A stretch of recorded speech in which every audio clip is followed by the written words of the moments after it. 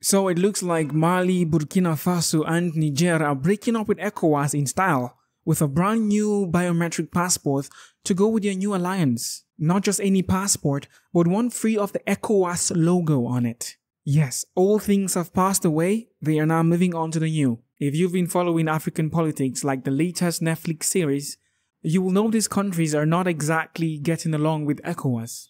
After a series of coups, the juntas running these countries were not really feeling ECOWAS anymore. Apparently, the sanctions, the lectures about democracy, and the calls for civilian rule just didn't sit well with them. So rather than sitting in the ECOWAS timeout corner, these nations decided to form their own club, the Alliance of the Sahel States, and now they're rolling out their own passports to march. Col Assimi Goïta, Mali's junta leader, proudly announced, in the coming days, a new biometric passport of the alliance will be put into circulation. And that is code for, we are serious about this breakup. Let's talk about the passport itself. On the surface, it's just a travel document. But this move is a clear power play. It's basically saying, we're removing any evidence of ECOWAS in our land. Previously, with an ECOWAS passport, citizens of member states enjoyed visa-free travel across the region. It was like having a VIP pass for your neighborhood. Now, it's not exactly clear if these new passports will still offer that easy movement to other ECOWAS countries. So will the citizens need visas for their neighbor's backyard barbecue now? Well, this is going to raise some eyebrows at regional airports. How did we even get here? Remember when these nations were solid ECOWAS members? Yeah, me neither. Because in recent years, it has been all about coups and counter-coups.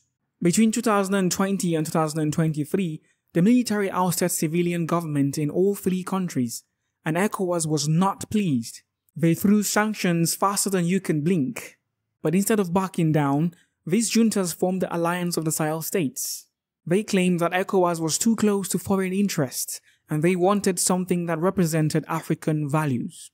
Basically, they are saying we do not want to play by the old rules anymore, and we are making up our own game now. They have gone on to make new alliances with Russia. France, the old ally in the fight against insurgents, has been shown the door, and in comes Russia with promises of military assistance.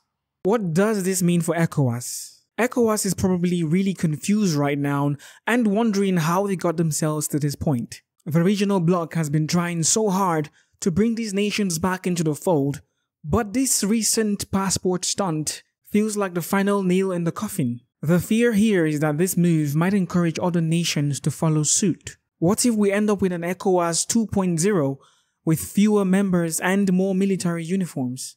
As if the region didn't have enough to worry about with the ongoing insurgencies, now they've got political fragmentation on their hands too. And this new alliance, while symbolically powerful, still faces the same struggles they did before the break from ECOWAS. Rampant jihadist violence, mass displacement, and shaky government. Will a new passport really help solve these problems? Probably not, but at least it's biometric, so that's something. This whole biometric passport business is just the latest chapter in a very messy saga.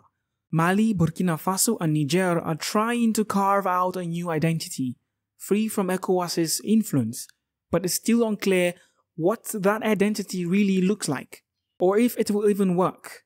For now, they've got their shiny new passports, a shaky alliance, and a lot of questions hanging in the air.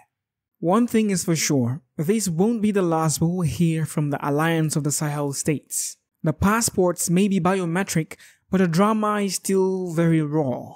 Let's get your thoughts on this in the comment section, and please like this video, share and subscribe to remain updated on more Africa news.